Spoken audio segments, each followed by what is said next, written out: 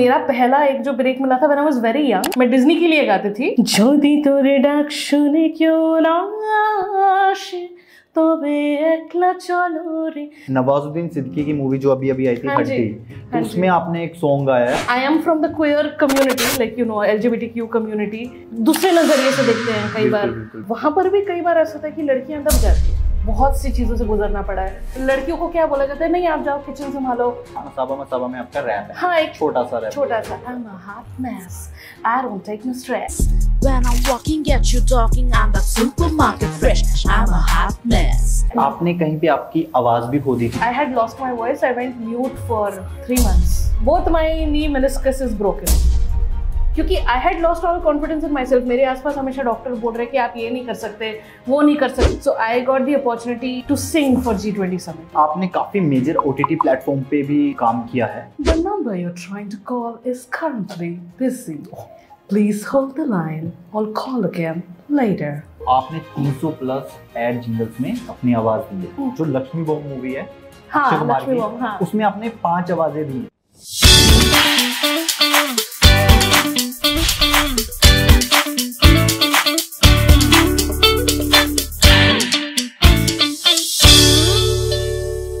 तो हेलो, नमस्ते, नमस्कार, आदाब एंड सत श्री अकाल दोस्तों, स्वागत है आपका आपके अपने चैनल N4 नवी में। तो चलिए मिलवाते हैं आपको बहुत ही स्वीट पर्सनैलिटी से, जिसकी जितनी तारीफ की जाए उतनी कम है। She is a very brilliant versatile singer, actor, voice over artist and winner of maven miss plus size India international 2023 and many more things. तो चलिए मिलते हैं हमारी आज की वो पर्सनैलिटी से जो जिंदगी में आगे बढ़ी है लगाए बिना रट्टा। स्वागत है आपका मिस ऋषा दत्ता। हेलो, क्या इंट्रोडक्शन है, थैंक यू सो मच नवी। काफी रिलेटेबल था क्योंकि मैं एग्जाम्स भी जितना पास करती थी बिना रट्टा दिए पास करती थी। तो हाँ, मेरा ये था कि हमेशा से कुछ चीज का थीम या सेंसिबिलिटी समझ के आप आंसर दो या फिर काम करो, तो मेरा काफी रिलेटेबल था। Thank you. अच्छा, आप बिना रट्टा लगाए आप जिंदगी में सच में आगे बढ़ गए। सच में, क्या बात है, ये तो बहुत लाइफ रीड कर लिया आपने। सही है, सही है। मैं एक्चुअली हम क्या है ना, हम तो लड़के हैं, हम सरकारी स्कूल में पढ़े हुए, पीछे बैठे बैठे हमारा बिना रट्टे के काम नहीं चलता। 34 नंबर से पास हुए, वो भी रट्टा लगा के। क्या बात। Story of every Indian student life. Boys, खासकर बॉयज, लड़कियां तो हमेशा आगे होती है पढ़ाई में। काफी फेमिनिस्ट है आप, आई लाइक इट। तो मैं सबसे पहले पूछना चाहूंगा कि ऋषा दत्ता, हर एक के नाम का कोई ना कोई मतलब होता है। करेक्ट। तो आपके नाम का क्या मतलब है ऋषा दत्ता? एक्चुअली इसके पीछे एक बहुत प्यारी सी लव स्टोरी है मेरे मॉम डैड की। तो वो लोग अपने डेटिंग ईयर्स में 7 साल से जब डेट कर रहे थे, तब से डिसाइड किया था कि अगर लड़का होगा, तो पापा ने स्पेशली डिसाइड किया था, तो उसका नाम होगा ऋषभ, जो W से चालू होगा, और लड़की होगी तो ऋषा। और मेरे पूरे फैमिली में मेरे और एक बड़े भैया है, कजन, जिनका नाम W से है। तो पूरे फैमिली में ये रिवाज इन अ वे है कि W से नाम चालू होता है और लड़कों का नाम देव से खत्म होता है। तो रिक देव, रंती देव, मन्यु देव, ऋषा, रिक, ऐसे सब नाम है हमारे फैमिली में। यार एक चीज है हाँ। कि यार इनके नाम देख लो कितने बढ़िया है, देव, दत्ता। ये हमारा देख लो, कालू, राम कुमार, राजा, कैसे नाम है हमारे, बताओ भाई। आपने इतना लाइफ में काम किया है, कैसे आपने अपने आप को इतना वर्सेटाइल बनाया। आप एक्टर भी हो, सिंगर भी हो, मॉडल भी हो, और आपने, मैंने सुना आपको दादा साहब फाल्के अवार्ड भी मिला हुआ है। Dada Saheb Phalke award for the best music video category. तो वो एक्चुअली पूरे टीम को मिला है, मुझे अकेले को नहीं।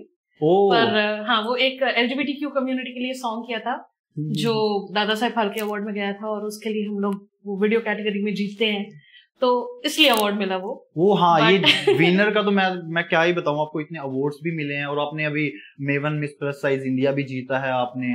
तो मतलब कैसी फीलिंग थी, मतलब कि आपने डायरेक्ट गए कुछ? आई एम वेरी लकी कि मेरे आसपास इतने दिग्गज लोगों को मैंने देखा है और मैंने इतना रियल टैलेंट दिखा है कि मुझे हमेशा लगता है I am not there yet, और बहुत मेहनत करनी है।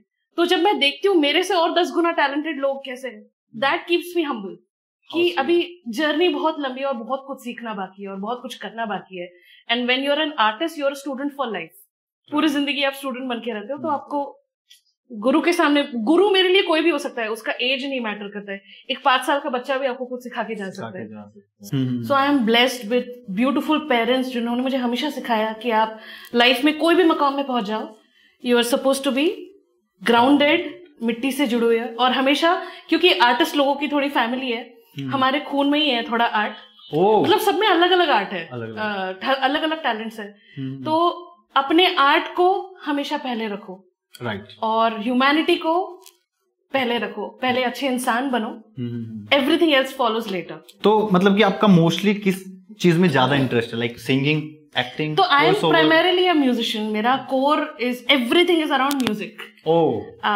मेरे मॉम डैड का भी, जो मैं आपको बोल रही थी ना लव स्टोरी, जहां पर वो लोग भी अपने कॉलेज में मिले थे, ठीक है, और वो रविंद्रनाथ टैगोर की यूनिवर्सिटी में थे, वहां पर भी आर्ट और म्यूजिक का कल्चर रहा है। और Bengali family, you might know, Bengali, south Indian, वैसे तो पूरी इंडिया ही बहुत कल्चरल है, सबके घर में डांस म्यूजिक सब होता है, but specially Bengali families they are very ahead in art और म्यूजिक।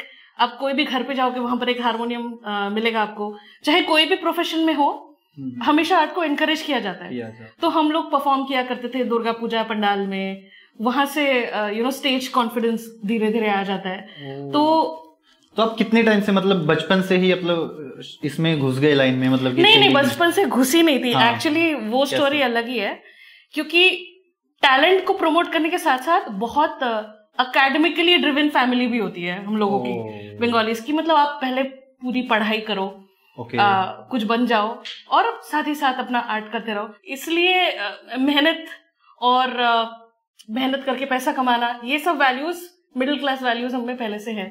तो मेरे पेरेंट्स पहले तो चाहते थे ऑफकोर्स कि मैं एकेडमिकली एस्टेब्लिश हो जाऊं, उसके बाद जो करना है मैं वो करूं।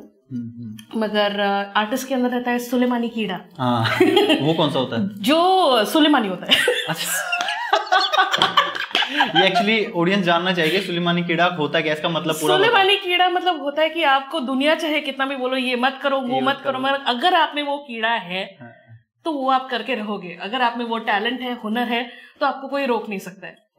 तो पढ़ाई तो मैं कर रही थी, मगर साथ साथ मैंने बहुत जल्दी काम करना भी चालू कर दिया था पढ़ाई के साथ साथ। तो मैं पृथ्वी थिएटर में पार्ट टाइम जॉब था मेरा, मैं ग्राफिक्स एनिमेशन भी कर रही थी साथ साथ। तो मैं सुबह कॉलेज जाती थी, देन आफ्टरनून एनिमेशन क्लास जाती थी, और इवनिंग पृथ्वी थिएटर में जाती थी। और वैसा मेरा मतलब एक रेगुलर टीनेज की तरह हैंग आउट वाला सेशन मेरा नहीं होता था दोस्तों के साथ, पर मेरा काम शुरू हो गया था जल्दी। और इसकी जो नींव है, एक तो मैंने आपको बोला हमारे खून में ही है, मेरी मम्मी गाती थी, रविंद्रनाथ टैगोर की यूनिवर्सिटी से है, तो वहां से म्यूजिकलिटी आ गई। प्लस मेरी स्कूल बहुत ज्यादा प्रमोट करती है एक्स्ट्रा करिकुलर एक्टिविटीज स्टूडेंट्स के लिए, तो वहां पर मेरे म्यूजिक टीचर्स ने मुझे बहुत प्रोत्साहन दिया, और they were kind of my first gurus.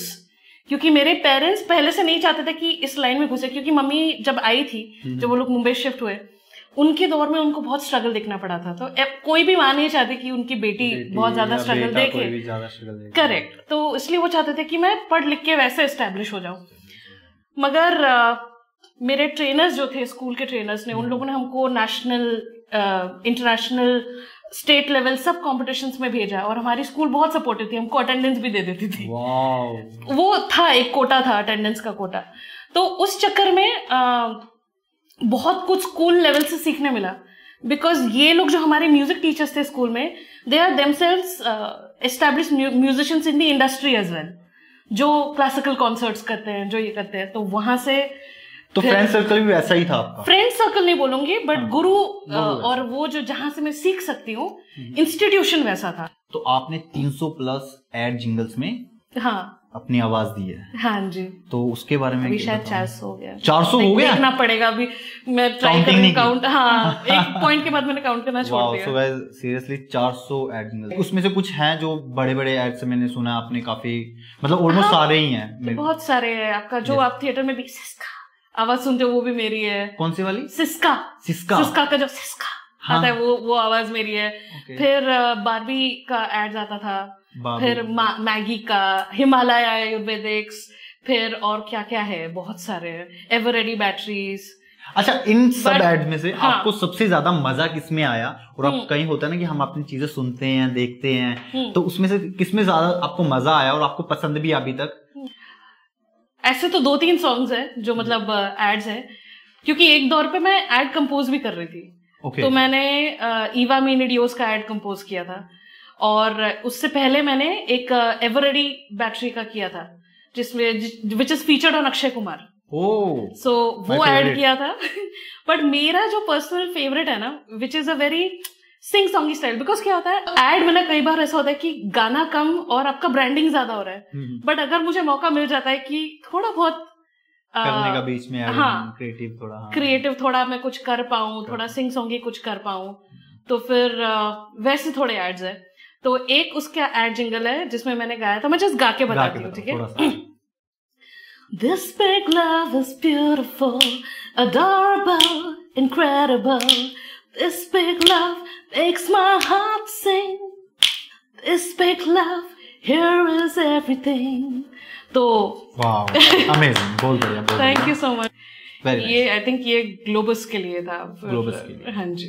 तो ये आपको मतलब आपके वन ऑफ फेवरेट में से है कुछ? ये sing song he one of favourites. तो एड जिंगल्स का ऐसा है कि मतलब आपको केटर करना पड़ता है क्लाइंट के ब्रीफ के हिसाब से। आप अपनी बहुत ज्यादा कलाकृति वैसे नहीं कर सकते, तो कई बार मुझे बच्चों की आवाज में करना पड़ता है, कई बार थोड़े अडल्ट की आवाज में करना पड़ता है, कई बार मैच्योर लेडी की आवाज में, तो फिर इन अ वे थोड़ा वॉइस ओवर का भी आपका आ जाता है उसमें। तो जैसे मैंने अभी सुना है कि आपने जो लक्ष्मी बॉम्ब मूवी है अक्षय कुमार की, हाँ, उसमें आपने 5 आवाजें दी हैं। हाँ, अलग अलग आवाजें दी हैं। जैसे कि किस की?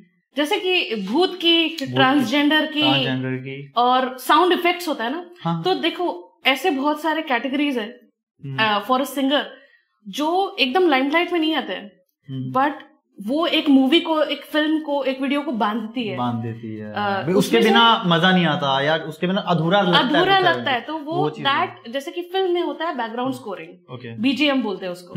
तो मैं बीजीएम का बहुत सारा वैसा गाती हूँ। तो लक्ष्मी बॉम्ब में मैंने बीजीएम में अलग अलग आवाजें की है, साउंड इफेक्ट्स भी किया है उसमें,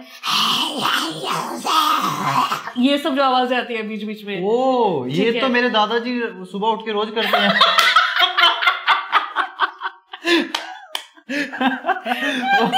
वो सुबह 4 बजे उठ जाते हैं। मेरे को ये पता नहीं वो पैसे कमा सकते थे इससे। मुझे तो पता ही था यार। दादाजी आपके अंदर हिडन टैलेंट है भाई। क्या कर रहे हो, वेस्ट कर रहे हो सुबह थूक के उसको। ओके, और कुछ आवाज कौन सी और निकाली आपने? और मतलब बीजीएम्स में ना बहुत ओपरा भी गाना पड़ता है, जैसे कि रोहित शेट्टी की मूवीज में, जैसे कि आपका गोलमाल, फिर सूर्यवंशी, ये सब जो मूवीज है, मणिकर्णिका। हाँ, इसमें मैंने बैकग्राउंड स्कोरिंग में ये सब पीछे बैकग्राउंड में चलता है ना, ओपरा वोकल्स। ओके, उसको कोरस में आता है, ये सब अलग अलग। अच्छा, ये हमें लगा था कि वो यार किसी हारमोनियम से या किसी इंस्ट्रूमेंट से उसको इंस्ट्रूमेंट होता है आपका बेस के लिए, पर आपका वो ओपरा वाला फील। ओके, जैसे वॉइस से आएगा ना, जैसे नेहा कक्कड़ ने उसमें गाया हुआ है, और कौन सा गाना, मनाली ट्रांस। हाँ, मनाली ट्रांस में गाया। हाँ, अरे वाह, सही है। और जैसे आपने, मैंने सुना रोहित शेट्टी की काफी मूवीज में आपने ये अपने बीजीएम में गाया था। बीजीएम में गाया था। हाँ जी। कुछ सिम्बा में भी गाया था। सिम्बा में भी यही सब जो मैंने आपको बताया ना, वैसे ही सब वॉइस। तो ये लाइमलाइट में आता नहीं है, मगर इसका बहुत बड़ा रोल होता है म्यूजिकली। सही है। तो एक्टिंग में आपने कैसे सोचा कि अभी देखो इतनी अच्छी आवाज है? काफी रिसर्च किया आपने, हमको सब पता है आपको। हमारे सूत्र बड़े खतरनाक है, सूत्रों निकाल लेते हैं सब। सूत्रों के अनुसार तो सब कुछ होता है आजकल। सही बात है। तो एक्टिंग एक्चुअली बहुत ऑर्गेनिकली हुआ मेरे लिए, क्योंकि मैं मेरे 2014-15 से मैं मेरे कवर वीडियोस करती थी, कवर सॉन्ग वीडियोस। तभी दौर था कवर आर्टिस्ट का ना, सब रिमिक्सेस, कवर्स, वो सब आया करता था। तो कवर आर्टिस्ट बहुत फेमस हुआ करते थे तभी। तो मेरा तभी मैंने यूट्यूब चैनल खोला था जिसमें मैं इंग्लिश और हिंदी सॉन्ग्स के सब कवर्स करती थी। तो मैंने अपने म्यूजिक वीडियोस बनाए थे, और जो मैंने खुद एडिट डायरेक्ट किया था दोस्तों के साथ हेल्प लेकर। एंड वहां पर आई गॉट स्पॉटेड। मतलब वो जब वीडियोस थोड़े बहुत वायरल होने लगे यूट्यूब वायरल जमाने में, तब कुछ लोगों ने मुझे नोटिस किया जो MTV, चैनल वी, ये सब जगह पर काम करते थे, यूटीवी बिंदास में काम करते थे। और जैसे कि मैंने यूटीवी बिंदास के लिए एक सीरीज किया था, हल्ला बोल, सीजन 2। उनको रिक्वायरमेंट थी एक म्यूजिशियन की जो एक्ट कर सकती है, एक ड्रमर का रोल था। तो कहीं मेरा म्यूजिक वीडियो देखकर उनको लगा कि ये सही बैठेगी, तो फिर मुझे फिर स्क्रीन टेस्ट के लिए बुला लिया। तो वहां पर ऑर्गेनिकली हो गया। और उसके बाद और एक सीरीज मैंने किया था जहां पर मैं एक म्यूजिक डायरेक्टर के साथ काम करती थी, एंड दे रिकमेंडेड कि हाँ आप जिस तरह का रोल करने वाला है ये सीरीज में, यहाँ पर I think Risha fits well because of a personality. तो मेरे लाइफ में ना ये सब चीजें बहुत ऑर्गेनिकली हुई, और सबका नींव वाज ऑलवेज म्यूजिक, क्योंकि मैंने म्यूजिक किया और क्योंकि मैं वीडियोस खुद बनाती थी, तब जाके ऐसा कभी मांगना नहीं पड़ा काम ऐसा। तो ये एक्चुअली सब जगह बेनिफिट है इनको भाई, ये खुद सिंगर भी हैं, एक्टर भी हैं और एडिटर भी है गाइस, समझ सकते हो। मतलब एडिटिंग तो सेव्ड माय लाइफ, क्योंकि क्या होता है हम सोचते हैं ना कि मतलब एक बड़ा ब्रेक मिल गया तो बहुत काम मिलने वाला है आपको। तो मेरा पहला एक जो ब्रेक मिला था when I was very young, मैं डिज्नी के लिए गाती थी। मैंने हाई स्कूल म्यूजिकल 3 मेरा पहला ऐसा बड़ा ब्रेक था जहां पर मैंने हिंदी में गाया था गैब्रिएला के वॉइस के लिए। तो वो जब गाया मुझे लगा कि चलो इसके बाद तो बहुत काम मिलने वाला है, पर जब नहीं मिला तब editing is what saved me, because I worked as an editor, video editor. मैं दूसरों के म्यूजिक वीडियोस एडिट करती थी। जब तक म्यूजिक का काम नहीं मिल रहा है तब तक दैट केप्ट मी अफ्लोट। अच्छा, तो लाइफ के बाद टर्निंग पॉइंट आपका ये था? Kind of, not one of the turning points, let's say कि ये वो टर्निंग पॉइंट से पहले वाला पॉइंट था। ओह, अच्छा, टर्निंग पॉइंट कौन सा था? एक टर्निंग पॉइंट हुआ मेरा पहला ब्रेक हाई स्कूल म्यूजिकल का। उसके बाद सेकंड टर्निंग पॉइंट हुआ जहां पर मैंने एड जिंगल्स गाना शुरू किया। ओके। क्योंकि एड जिंगल इंडस्ट्री के बारे में बहुत ज्यादा लोग जानते नहीं है, बट हम आर्टिस्ट लोगों का जो लोग लाइव परफॉर्म करते हैं उनका एक शो सीजन टाइम होता है, जब ज्यादा से ज्यादा शोज होते हैं। तो आपका जनरली अक्टूबर से लेकर मार्च तक बैक टू बैक इवेंट्स होते हैं, दशहरा, दिवाली, आपका new year, Christmas, Holi, 26 Jain, ये सब कुछ ये फेज में आता है। तो तब शोज होते हैं और तभी लोग आर्टिस्ट लोग कमाते हैं शोज करके, but rest of the year आप कैसे कमाओगे, है ना? तो उसके लिए quick earning machine in some ways ad jingle, because वो फटाफट बन जाता है, आप फटाफट गाते हो, आपको फटाफट पेमेंट आ जाता है। अच्छा, उसमें ज्यादा आपका तो वो ना, वो मेरा वो फेज था जहां पर मैंने एडिटिंग छोड़ के finally because of ad jingles थोड़ा स्टेबल हो गए इंडस्ट्री में, फाइनेंशियली भी आई वाज डूइंग ओके। तब जाके मैंने बोला कि ठीक है, अभी मैं एडिटिंग छोड़ देती हूँ कम्प्लीटली, अभी मैं 100% मेरा म्यूजिक पे फोकस करूंगी। फिर जब फोकस किया, that was the turning point as a musician. तब जाके मैंने म्यूजिक वीडियोस बनाना चालू किया। और आपने बंगाली, मराठी, इन दोनों लैंग्वेज 17 लैंग्वेजेस में गाया मैंने, अलग अलग। कुछ मजेदार कुछ हो जाए, फन ओके। तो because my roots are Bengali, और मैंने मेरे मॉम डैड की स्टोरी बोली तो रविंद्रनाथ टैगोर की यूनिवर्सिटी, तो एक वहाँ का कल्चर है रविंद्र संगीत बोलते हैं उसको, और रविंद्रनाथ टैगोर के लिखे हुए और कंपोज गाने जो every Bengali likes. So for Bengali audience and also for non Bengali audience, because ये गाना तो आपने डेफिनेटली सुना है अगर आपने कहानी मूवी देखी है, और अगर आपने अमिताभ बच्चन की आवाज में ये गाना सुना है। इट्स कॉल्ड जोदी तोर डाक शुने क्यों ना आशे।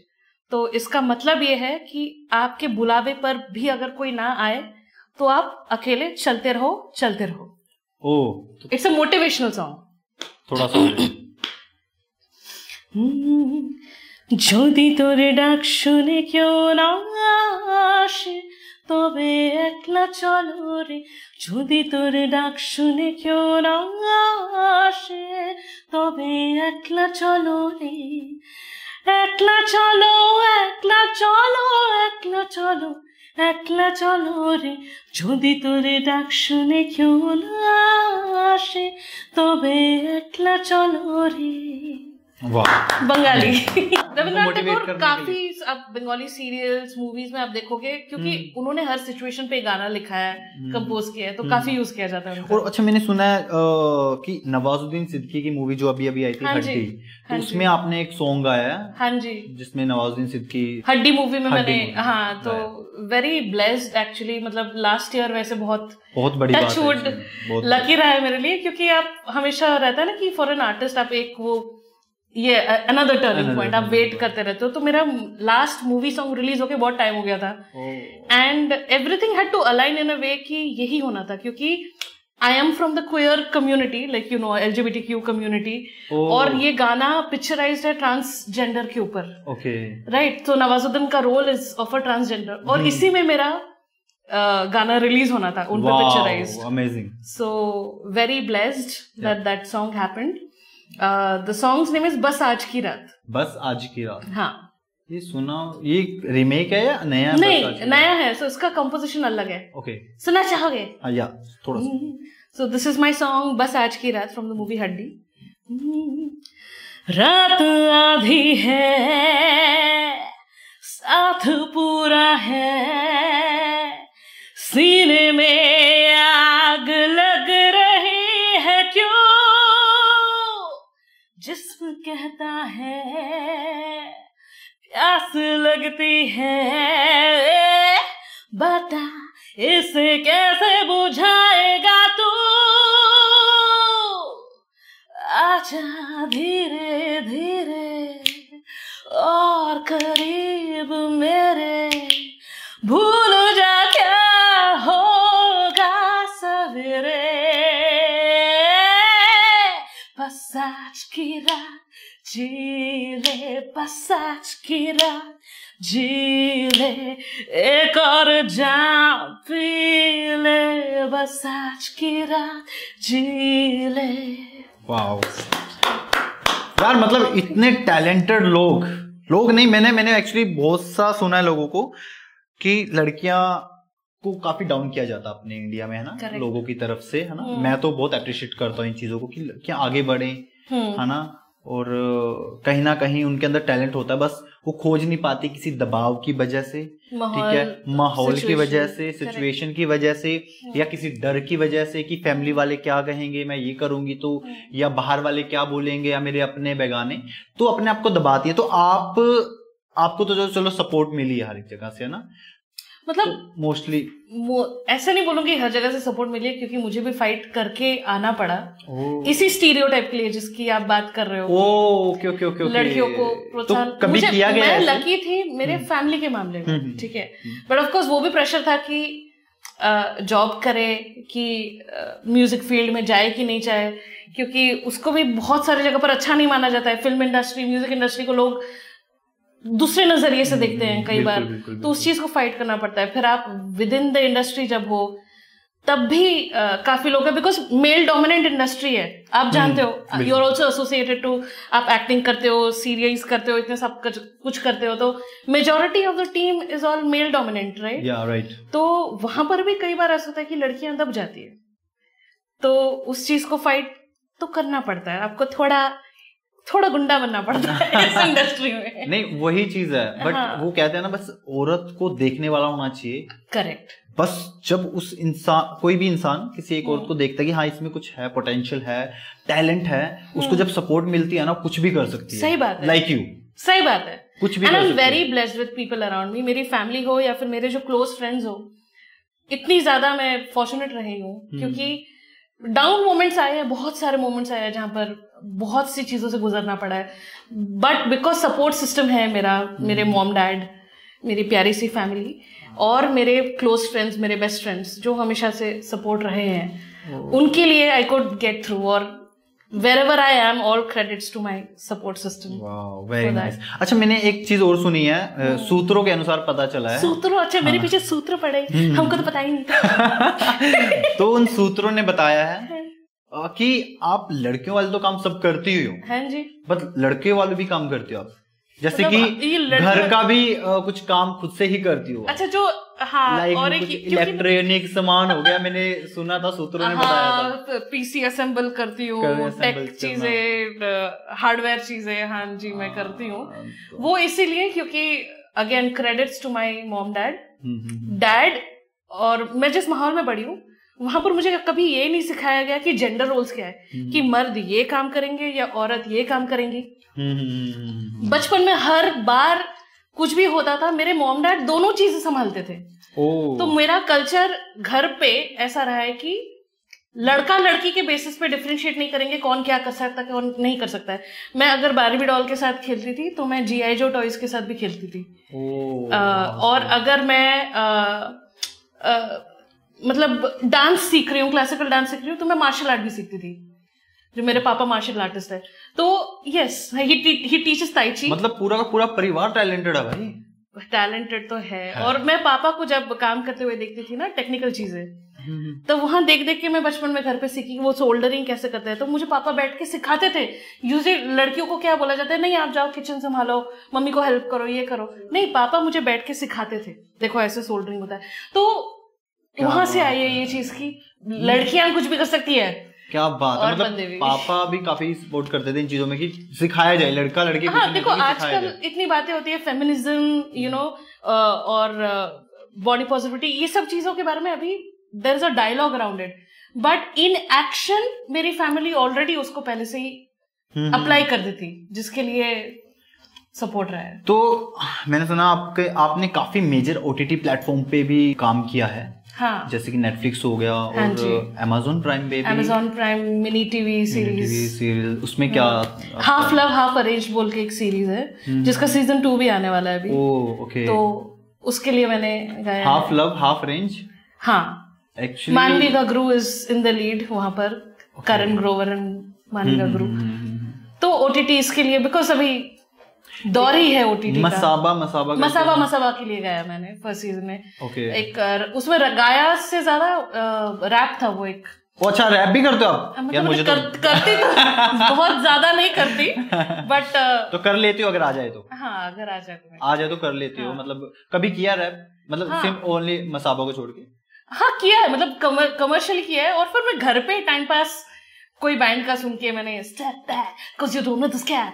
तो ये मतलब चालू रहता था, but I am not a rapper, but कर लेती हूँ रैप। तो कर लेते हो। तो मसाबा में आपका रैप है? हाँ, एक छोटा सा रैप, छोटा सा। I'm a hot mess, I don't take no stress, make you talking walking ऐसा सब को पूरा नहीं कर रही, सॉरी। ज्यादा कॉपीराइट आ जाएगा ज्यादा, इसलिए कॉपीराइट। हाँ, तो मैंने मसाबा में वो रैप किया था। तो मैंने एक बहुत ही मेजर चीज सुनी है कि आपने कहीं पे आपकी आवाज भी खो दी थी। हाँ, एक मुझे वोकल नोड्यूल्स हो गया था ओवर स्ट्रेन के लिए। तो वो एक बहुत बुरी बला है फॉर एनी सिंगर, जहां पर आपका वोकल कॉर्ड इफेक्ट हो जाता है। तो मैं पहले से ट्रेन नहीं थी एज अ म्यूजिशियन, क्योंकि मैंने बोला कि मुझे एकेडमिकली पुश किया गया। तो जो लोग की बचपन से ट्रेनिंग होती है वैसे मेरे बचपन से नहीं हुई, छोटे छोटे पॉकेट्स में हुई, जैसे स्कूल के म्यूजिक टीचर, इधर उधर कॉम्पिटिशन। तो कई बार which I didn't know back then, मैं अपना वॉइस गलत तरीके से यूज कर रही थी, बिकॉज आपने देखा मेरा पावर वोकल्स है। सो फ्रॉम ये मैं ग्रंज वंज अगर कर रही हूँ रॉक का, अगर आप गलत टेक्निक से करते हो, it can damage your voice. और मैं घंटों घंटों स्टेज पे वैसा गा रही थी। तो मैंने अपना वोकल कॉर्ड गा के डैमेज कर दिया, और I had lost my voice. I went mute for 3 months almost. Oh my God. तो फेरेंजाइटिस वो सब होके उसके बाद फिर आई हैड टू, वो ना और एक टर्निंग पॉइंट था। मतलब मेरे लाइफ में ऐसे बहुत बहुत ज्यादा टर्न्स मारे हैं, मतलब कत्थक के चक्कर मारे मैंने, अप डाउन बहुत ये हुआ था, एक्सीडेंट हुआ था, और बैक टू बैक हुआ। आई लॉस्ट माई वॉइस, थोड़ा रिकवर किया, फिर मेरा कार एक्सीडेंट हो गया। तो ऐसे बहुत सारे किस्से हुए थे। तो मुझे स्पेशल ट्रेनिंग लेनी पड़ी। वॉइस कल्चर एक चीज होती है जहां पर आपको सही टेक्निक सिखाया जाता है। जैसा वोकल जिम कराते हैं, जैसा फिजिकल जिम होता है अपना, वैसा वॉइस का जिम होता है। तो आपका physical workouts related to voice, and then singing बाद में आता है। तो वो सब करके मैंने टेक्निक्स चेंज किए ताकि मैं वॉइस को स्ट्रेन ना करूं। अभी अगर मैं 3 घंटा पे गाऊं तो मेरा वॉइस स्ट्रेन नहीं होता है। तो वो thankfully because of those techniques फिर फाइनली मैंने ट्रेनिंग चालू की, और अब मैं उसमें ट्रेन करती हूँ मेरे स्टूडेंट्स को भी इंस्टीट्यूट में। तो that saved my life, but वो टर्निंग पॉइंट जरूरी था सही सिंगिंग सीखने के लिए। क्या बात है गाइस। इतने मुश्किल वक्त से निकलना, अपने आप को फिर से उस मुकाम पे खड़ा करना आसान नहीं है। तो एक और मैंने आपने जैसे कि बोला एक्सीडेंट वगैरह हुआ था, तो आपको प्रॉब्लम हुई थी मेरे ख्याल से लेग्स में कुछ चलने। तो अभी भी टूटे ही हुए है। Really? Both my knee meniscus is broken. I'm good. ठीक लग रही है ना गाइस? क्या बात है यार। देखो गाइस, इतना कुछ होने के बावजूद भी इंसान अपने चेहरे पे हंसी रखे ना, उस इंसान को कोई भी दबा नहीं सकता। उस इंसान को दुनिया की कोई भी ताकत रोक नहीं सकती है। देख लो। तो मतलब ये कैसे, क्या चीजें, कितना इसकी वजह से क्या कुछ झेलना तो पड़ा? हुआ था ये कि मैं एक शूट से वापस आ रही थी रात को, और लिंक रोड जो आपको अंधेरी वाला DN नगर मेट्रो के नीचे, जो हमारा ड्राइवर था वो तो कुछ सस्ते नशे करके आया था, पता नहीं क्या कर रहा था वो।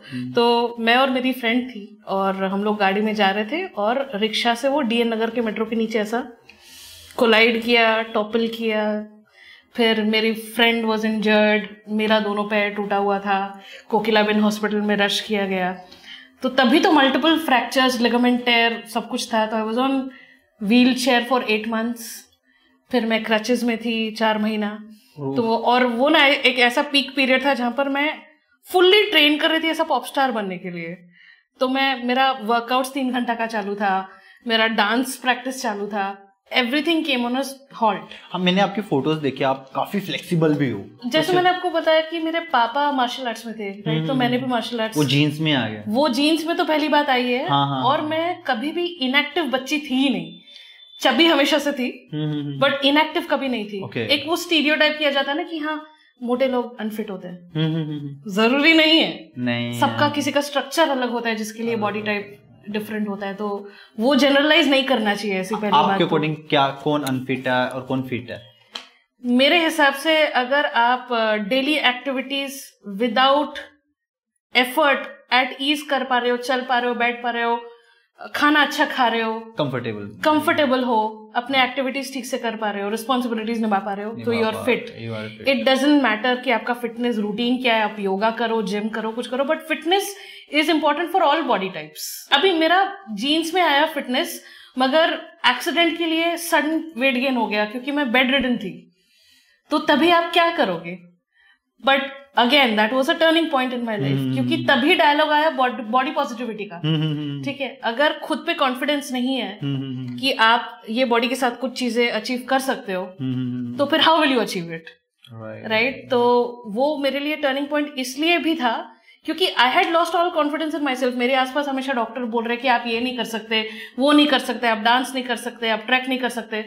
तो जो मुझे ना बोला गया, मैं वेट कर रही थी खाली कि रिकवर करूं। और यहाँ पर भी मेरे जो अच्छे दोस्त हैं वो काम आए, जो फिटनेस ट्रेनर्स थे। उन्होंने मुझे स्पेशल गाइडेंस दिया नी ब्रेसेस के साथ वर्कआउट कैसे करते, ताकि मैं स्ट्रेंथन कर पाऊं, जिसके लिए अभी मैं फंक्शनल हूं। So thank you Praneet and Jigar and my friends and Shweta जो डाइटिशियन है और लाइफ कोच है, जिन लोगों ने मुझे ट्रैक पे लाया। वापस मेरे में 4 साल में कॉन्फिडेंस आया कि मैं कर सकती हूँ। फिर मैं वापस धीरे धीरे मिनी ट्रैक्स करने लगी, थोड़ा बहुत डांस करने लगी। कुछ लिमिटेशंस है, मगर at least I am back on track. Wow guys, amazing. अच्छा, G20 समिट करके कुछ? G20 समिट इज मतलब आप पूरा नेशनल समिट, इंटरनेशनल समिट है, जहां पर देश विदेश से लोग आते हैं कि आपकी कंट्री में और ऑल ओवर द वर्ल्ड में कैसी प्रगति हो रही है, क्या करना चाहिए, ये सब बहुत डिस्कशंस होता है। फिर बहुत कुछ किया जाता है। तो it's a G20 summit is a huge thing, people might know. So I got the opportunity to sing for G20 summit.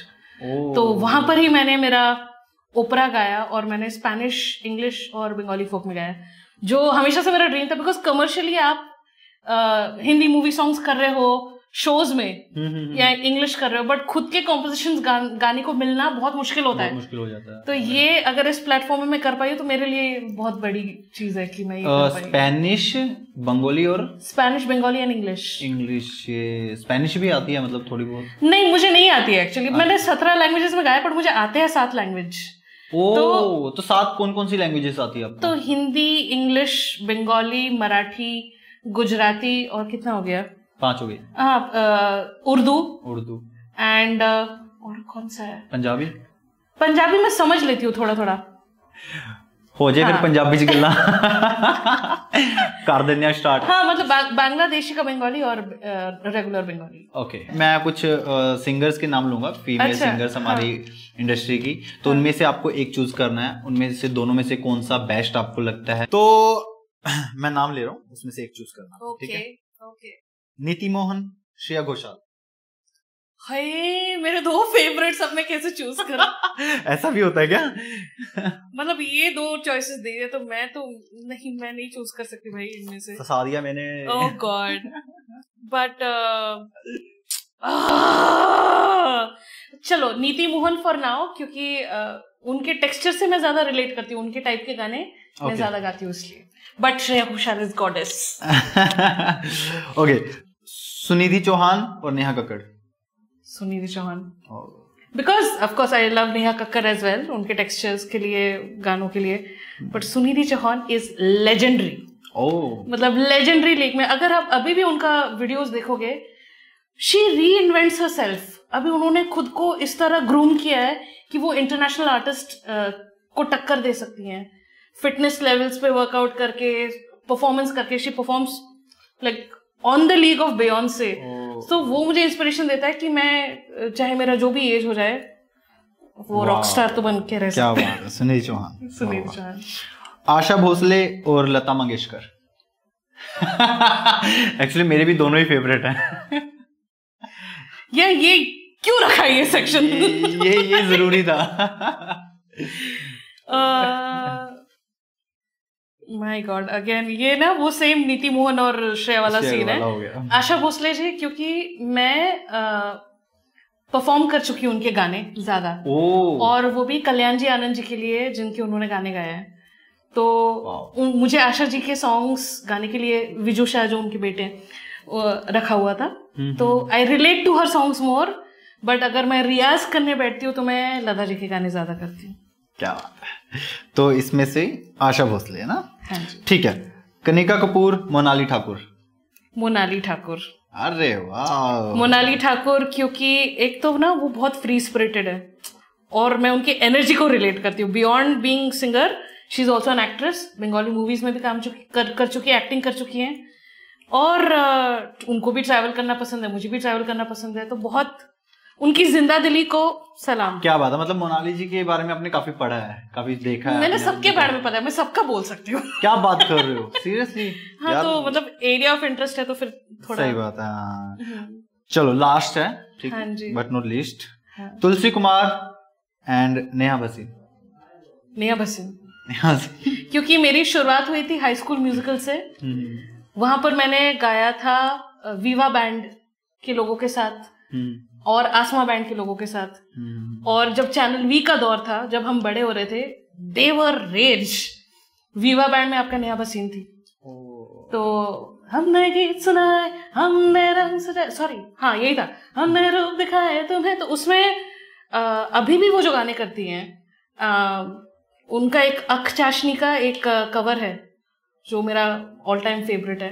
तो again she is somebody who is very empowered. वो पंजाबी है, अख चाशनी। हाँ, उसका ही कवर किया। हाँ, वो बढ़िया यार, बहुत बढ़िया, अल्टीमेट यार। ओके, सो सही है, अच्छा है। इसमें काफी आपने कुछ जगह अटके हो, कुछ जगह बिल्कुल ही फ्लो में जवाब दे देना। ये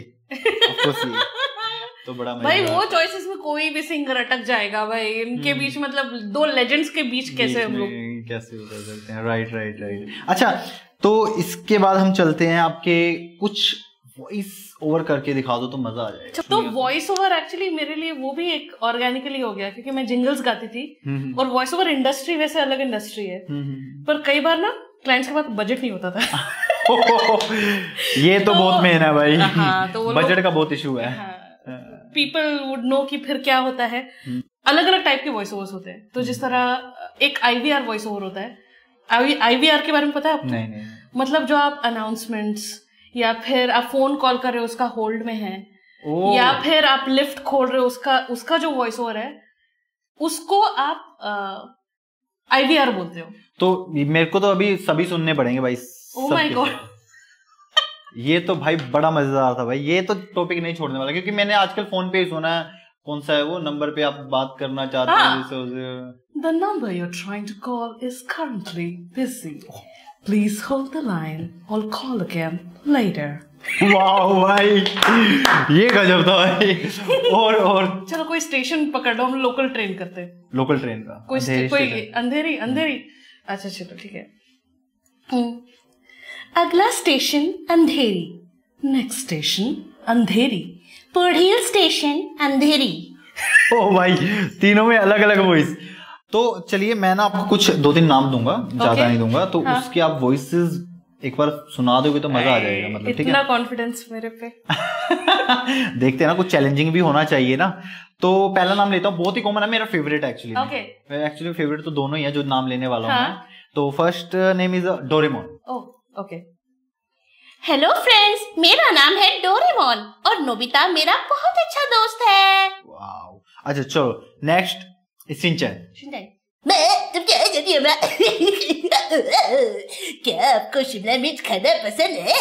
मेरे को तो बिल्कुल नहीं पसंद। Wow man, wow, amazing. चलो ये तो कार्टून्स में हो गए, छोटे बच्चे की निकाल के दिखाओ आप। बच्चे की? छोटी सी बच्ची। चलो एक यही लाइन पकड़ लेते शिनचैन वाली। क्या आप लोग को शिमला मिर्च पसंद है? क्या आपको शिमला मिर्च पसंद है? क्या आपको शिमला मिर्च पसंद है? वाओ मैन,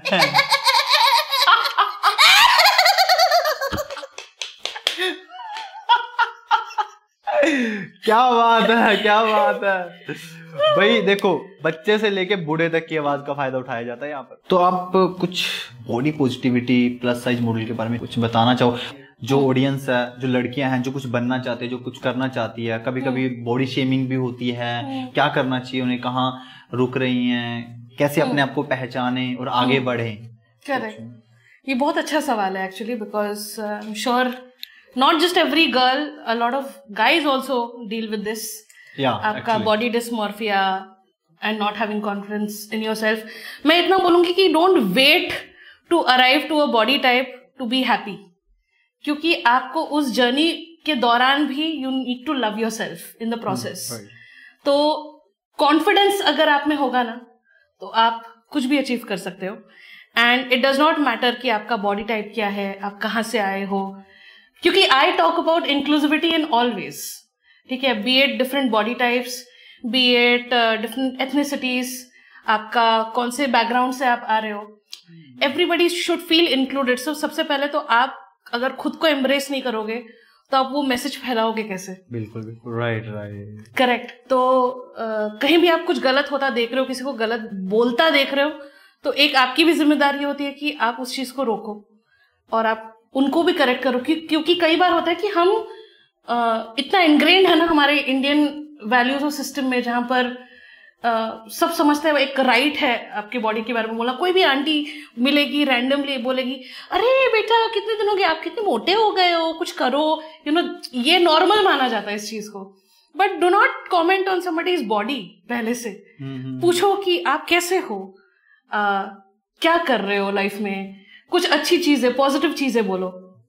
तो इन जनरल एक पॉजिटिव माइंडसेट रखो, और जो भी आपका बॉडी टाइप है, जो भी है, अपने हेल्थ का ख्याल रखो। और फिटनेस पे भी आप अपना काम करो। ऐसा नहीं है कि फैट पीपल आर अनफिट और thin people are unfit. Just work on your fitness levels. जब आप खुद पे, हेल्थ पे ध्यान रखोगे, जो चीज आपको पसंद है वो करोगे, उसमें जो कॉन्फिडेंस आएगा, it wouldn't matter any more कि आपका बॉडी टाइप क्या है। और that is what body positivity is about. तो दोस्तों, यहां तक था आज का हमारा शो। होपफुली हम बहुत जल्द मिलेंगे हमारे अनदर एपिसोड में। और thank you so much Risha, आपका हमारे शो में आने के लिए। Thank you so much for having me in this show, because it's an honour to do this दोस्त के लिए, क्योंकि आप इस मेरे जर्नी के थोड़े से पार्ट रहे हो और मुझे समझते हो। And thank you for doing this. And इतना कुछ आपने कवर किया, और ये मेरा पहला हिंदी पॉडकास्ट है, so I am excited. And on that note, also because first episode, please do like, share, subscribe for Navi and for Navi, and press the bell icon, subscribe button दोनों thank you so much। चलो मिलते हैं guys आपको next show में। Bye bye.